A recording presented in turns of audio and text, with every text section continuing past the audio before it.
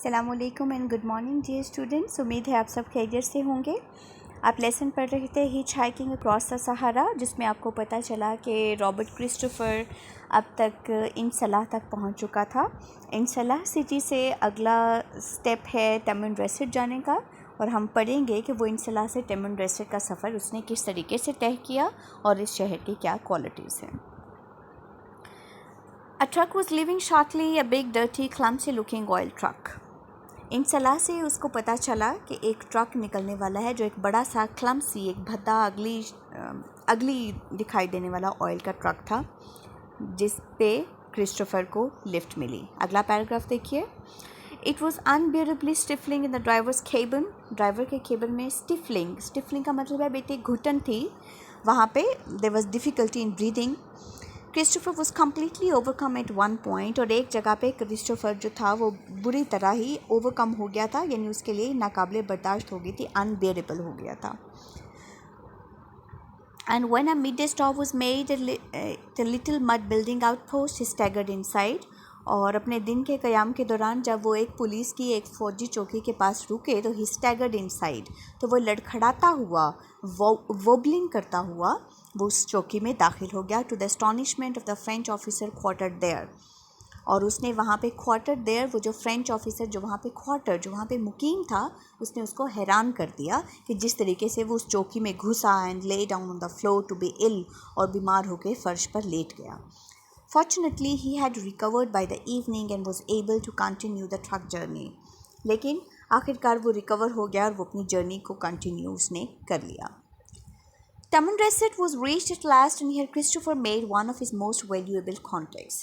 तमनरेस पहुँच के क्रिस्टोफर के सबसे ज़्यादा जो वैल्यूएबल कॉन्टेक्ट्स थे, जो सबसे ज़्यादा उसके बेहतरीन कॉन्टेक्ट्स थे, काबिल कदर थे, वो उसको तमनरेसेट में मिले। And that was professor Claude Belgarnain, a remarkable French man. वहाँ पे उसको एक फ्रांसीसी प्रोफेसर जिसका नाम था क्लॉड बेलगरनैन, वो मिला। With his assistance who has devoted himself to helping the Tuareg people, जो तुरेग लोगों की मदद के लिए वहाँ पे मौजूद था। बेटा तुरेग कौन है? तुरेग यहाँ पर मुकीम एक कबीले का नाम है जहाँ पर फ्रांसीसी हुकूमत ने कब्ज़ा कर रखा है। तो ये एक फ्रांसीसी प्रोफेसर है जिसने अपनी ज़िंदगी को तुरेग लोगों की हिफाजत और उनकी मदद के लिए मखसूस कर दिया है। He succeeded in convincing them that education would be useful to them. Then most wisely he adapted himself to their habits and customs so that he could help them to get the most from their own natural way of life, rather than persuade them to adopt Western habits unsuited to their land and traditions. Professor Belgarnain उनको समझाने में कामयाब हो गया है कि उनको अपने मायार ज़िंदगी को बेहतर करने के लिए एजुकेशन हासिल करने की ज़रूरत है। इस मकसद के लिए उसने इंतहाई अक्लमंदाना तरीके से अपने आप को उनके माहौल के मुताबिक ढाल लिया है, और बजाय ये कि वो इन लोगों को सिखाए कि वो अपने तौर तरीके बदलें और मगरबी तौर तरीके सीखें, उसने उन्हें उन्हीं के तौर तरीक़ों के मुताबिक अपनी ज़िंदगी को बेहतर करने के तरीके सिखाने शुरू कर दिए हैं, और इस मकसद में वो कामयाब भी हुआ है। सो परसुएट करने का मतलब होता है बेटे दबाव डालना, इसरार करना, इंसिस्ट करना, और एडॉप्ट का मतलब होता है अपना लेना। Belgenen acted as Christopher's guide, host and friend while he was in Tamanrasset. With his assistance, Christopher was able to spend a week in the encampment of the Tuareg Amandakal, an experience which he found fascinating. अब बेलगरनैन ने हर मुमकिन तरीके से Christopher की मदद की है, और उसी की असिस्टेंस यानी उसी की मदद की वजह से ही क्रिस्टोफर को तुरेग अमेंडाकोल यानी तुरेग का जो किंग है, जो बादशाह है, उनकी इनकैम्पमेंट यानी उनके खैमों में रहाइश की इजाज़त मिली।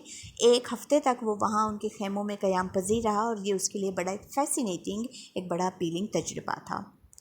The Tuareg, though their life is primitive, are a people of great dignity, extreme honesty, high intelligence and with quite an ancient history. अब तुरेग लोग अगरचे ये प्रिमिटिव हैं, अगरचे ये कदीम हैं, कबायली लोग हैं, लेकिन उनके कबीले की अज़मत है, उनकी तारीख़ है, और वो लोग बहुत ज़हीन हैं। In preparation for his visit, Christopher learned to ride a camel, a task which he found more difficult than it looks. During his first lesson, he was thrown over the animal's head 3 times and once over its rear. और इस कबीले में रह के पहली बार अपनी ज़िंदगी में क्रिस्टोफर ने ऊँट की सवारी करना भी सीखी और अपनी इस कोशिश में वो कई बार उसको शिकस्त भी हुई जब जानवर ने उसको कभी आगे से और कभी पीछे से गिरा दिया। It was on this formidable type of transport that he was to continue his Sahara journey. There were no more truck. और उसकी एक मेन वजह ये भी थी कि अब सहारा से आगे का सफ़र उसको इसी फॉर्मिडेबल, इसी डेंजरस सवारी में करना था, यानी अब उसको अगला सफ़र ऊँटों पे तय करना था, क्योंकि अब यहाँ से और कोई ट्रक नहीं मिलना था। Blankenhorn arranged for one of his most educated pupils, a young Tuareg noble named Boubacar, to act as a guide for the first few days of the 1280 kilometers journey from Tamanrasset to Timbuktu. अब आपको पता चलता है कि टेमनरेसेट उसका second last city है जहाँ पे वो पहुँचा था। उसके बाद अब उसका अगला पड़ाव टिम्बकटू तक होना है, जिसकी डेस्टिनेशन है, और बेल्गरनोन ने इस डेस्टिनेशन में तक जाने के लिए क्रिस्टोफर का साथ देने के लिए अपने एक शागिर्द का तयन किया था, जिसका नाम था बूबकर, कि वो इस 1280 किलोमीटर तक का जो रास्ता है उसके इब्तदाई मंजिलों तक उसके साथ रहेगा। Start was made at dawn. Boubacar and Christopher each on a camel, with the third carrying Christopher's supplies. It would probably be 2 or 3 weeks before the next village would reach, so it was essential for him to take enough food and drink to last that time. Out in the burning desert, there are no villages to turn to if food runs short. अब ये दोनों अफराद 3 ऊँटों पर सवार हुए। तीसरे ऊँट पर उनका फूड एंड वाटर सप्लाई थी। अगला विलेज तक आने में करीबन 2 से 3 हफ्ते लगने थे, और इस 2 से 3 हफ्ते के लिए उनके पास तमाम खाने की सप्लाई होनी बहुत ज़रूरी थी। The most difficult and dangerous stage of the journey now had to be endured. Endured का मतलब है बर्दाश्त करना, बेयर करना, कि अब ये उनके सफ़र का सबसे ख़तरनाक तरीन मरहला था, जब उन्होंने ऊँटों पे सवार होकर 3 हफ्ते का सफ़र तय करके 1280 किलोमीटर की डिस्टेंस तय करके अपनी आखिरी पड़ाव यानी टिम्बकटू तक पहुंचना था। It began when Christopher was handed over by the leader of a big caravan to a small group who were willing to go to Kidal, about 560 kilometers from Timbuktu. Christopher की journey के आगाज़ में उसको सबसे पहले एक बड़े कारवान में वो गया। बिग कारवान, कारवान का मतलब होता है एक बड़ा काफ़िला। बड़े काफ़िले ने क्रिस्टोफर को स्पुर्द किया एक छोटे से लोगों के ग्रुप में जो किदाल जा रहा था, और किदाल टिम्बकटू से 560 किलोमीटर के फासले पे था। The little party, Tuareg, a slave, and Christopher, began by setting out to find a well which was on their route in order to replenish their water bags. अब की बार उनके इस काफ़िले में सवार थे 2 तुरेग लोग, एक ग़ुलाम और क्रिस्टोफर, यानी 4 लोग, जिन्होंने पानी की तलाश शुरू की अपने रास्ते में, ताकि वो रिप्लेनिश देयर वाटर बैग्स, उनकी जो वाटर बैग्स हैं, उनके जो पानी के थैले हैं, उनको रिप्लेनिश, उनको फिल कर सकें, उनको भर सकें। They reached it at last and it was bone dry. जब वो कुएं तक पहुँचे तो उनको पता चला कि bone dry, कि वो बिल्कुल खुश्क था। There was only one chain of food left in Christopher's pack, and the 4 of them shared the beans it contained. अब तक क्रिस्टोफर के पास सिर्फ एक ही थैले में खुराक का सिर्फ एक ही डब्बा रह गया था, और चारों ने उसमें मौजूद बीन्स को शेयर कर लिया था। His guides carried no food at all and very little water. By the time darkness came, Christopher's water supply was down to 1 liter. At this point, 20 large vultures were discovered, and these stood watching the travelers with interest, making up their minds whether they wanted white or dark meat for the meal they were sure they would soon be eating. तो Christopher के मुताबिक रात की तारीकी बढ़ने तक उसके पास पानी सिर्फ 1 लीटर रह गया था, और यही वो लम्हा था जब उन्हें 20 के करीब बहुत बड़े बड़े वल्चर्स यानी गिद्ध नज़र आए थे, जो नहायत दिलचस्पी से मुसाफिरों को देख रहे थे, गोया उन्हें देख के सोच रहे हों कि वो गोरे यानी क्रिस्टोफर को खाएंगे या काली जिल्द के मुसाफिर यानी उन तुरेग्स को खाएंगे, क्योंकि उनको लगता था कि वो जल्द ही मरने वाले हैं। So make a one mind का मतलब होता है कि वो डिसाइड कर रहे थे। The vultures were to be disappointed. The 4 men went to sleep early, a desert custom when travelers are hungry or thirsty, and next morning were still alive. गिद्ध मायूस हो गए क्योंकि चारों आदमी जल्द ही सो गए। अब डेजर्ट में जल्दी सो जाना सहरा की एक रिवायत है, वहाँ का एक कस्टम, एक ट्रेडिशन है। क्यों? क्योंकि जब आपके पास खाने पीने की सप्लाई ख़त्म हो जाती है, तब सोने के अलावा और कोई चारा नहीं रहता, और अगली सुबह भी वो ज़िंदा ही उठे। They had just enough water left to make 1 cup of tea each, and then set off for the next water hole about 5-hour distance. सुबह उठे तो उनके पास इतना पानी था कि वो एक प्याली चाय बना लें, और उनका अगला वाटर होल यानी अगला कुआं करीबन 5 घंटे के फासले पर था। When they reached it just before the hottest part of the day, they found that this too, like the previous hole, was completely dry. और वहाँ पहुँचकर उनको पता चला कि ये कुआं भी बिल्कुल खाली था। The next water hole was 2 days away and the travelers now had neither food nor water. उनका अगला कुआं करीबन 2 दिन की मुसाफत पे था और अब उनके पास, ट्रैवलर्स के पास, उन सियाहों के पास ना तो खाने के लिए कुछ था और ना ही पीने के लिए पानी। The future looked grim. उनका मुस्तकबिल उन्हें बहुत खौफनाक, बहुत dreadly, बहुत fearful नज़र आ रहा था। There was just one chance of survival. One of the 6 camels could be killed.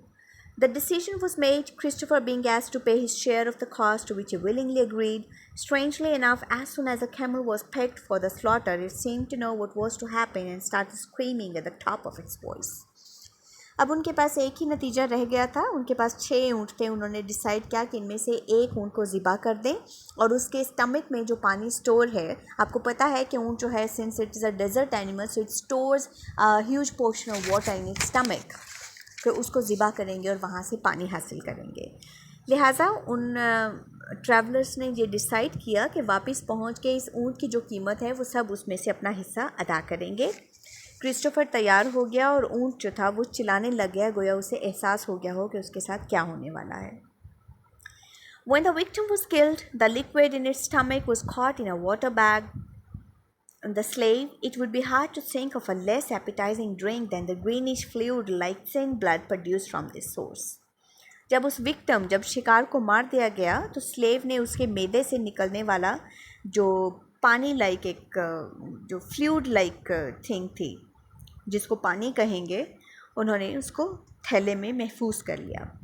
अब क्रिस्टोफर के मुताबिक ये कैसा ड्रिंक था? Less appetising